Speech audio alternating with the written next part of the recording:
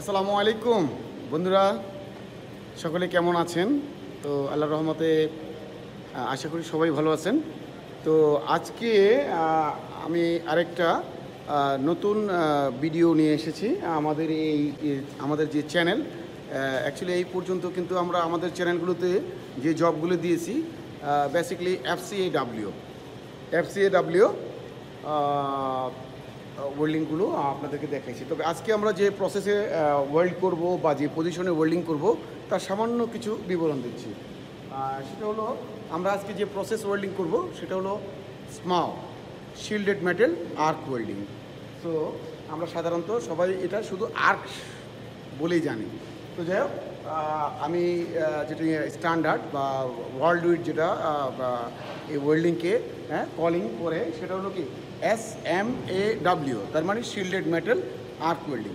So আজকে আমরা যে পজিশনটা ওয়েল্ডিং করবো সেটা হলো 3G পজিশন। তো প্রথমত আমরা আপনাদেরকে যে জব প্রিপারেশন সম্পর্কে কিছু ডিসক্রিপশন দেব, যা আপনাদের জন্য সহজ হয় যে একটা জব কীভাবে প্রিপারেশন নিতে হবে।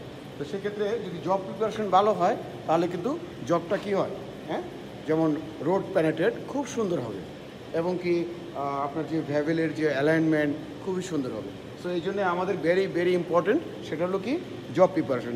সো আমরা আজকে প্রথমে আপনাদেরকে জব প্রিপারেশনটা দেখাবো যে আমরা অ্যাকচুয়ালি জব প্রিপারেশনের জন্য কী কী ইকুইপমেন্ট বা ইনস্ট্রুমেন্টগুলো আমরা বেসিক্যালি ইউজ করতেছি।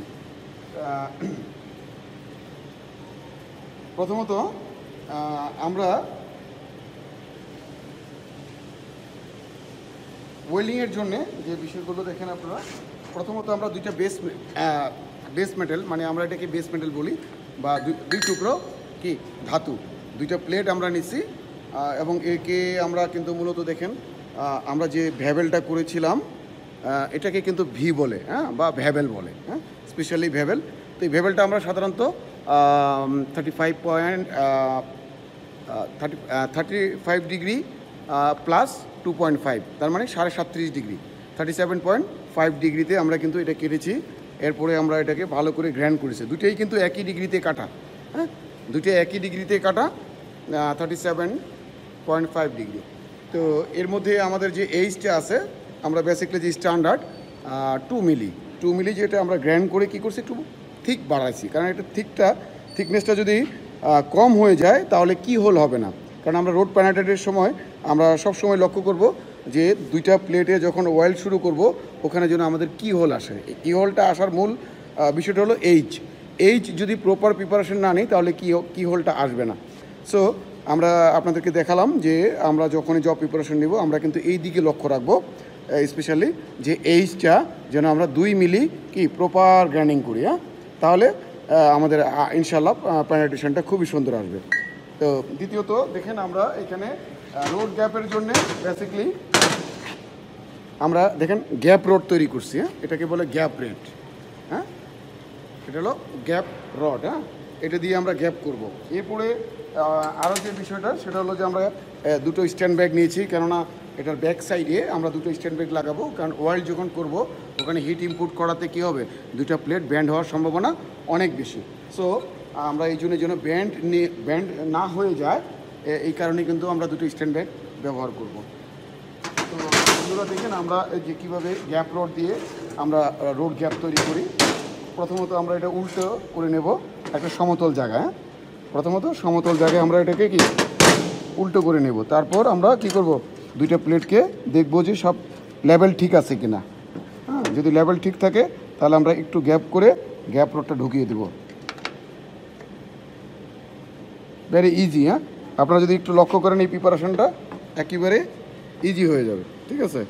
তাহলে আমরা এখন দেখেন এই যে গ্যাপ রোডটা কিন্তু অ্যাকচুয়াল যে স্ট্যান্ডার্ড যে রোড গ্যাপ রাখতে হয় সেটা হলো 3 মিলি।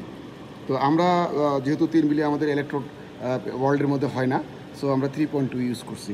তো 3 মিলি থেকে একটু বেশি আছে, তাতে সমস্যা নেই, ট্যাকিং দিলে ওটা ক্লিয়ার হয়ে যাবে, 3 মিলিতে চলে আসবে।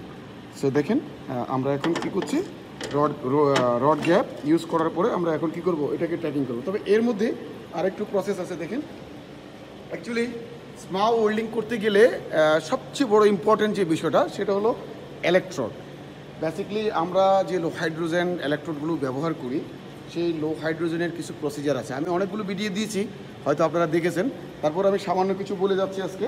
সেটা হলো যে আমাদের যে ব্যাকগ্রাউন্ডে আমরা ব্যাকিং হোল্ডিং যে ইলেকট্রোড হিট করার জন্যে যে ওভেনগুলো ব্যবহার করি, লাস্ট মানে থার্ড স্টেপে এসে কিন্তু আমরা পোর্টেবল ওভেন ব্যবহার করি। পোর্টেবল, এটাকে কিউবারও বলে, পোর্টেবলও বলে। হ্যাঁ, তো সেই ক্ষেত্রে দেখেন এটা আমরা অলরেডি হিট করে দিচ্ছি ওখানে।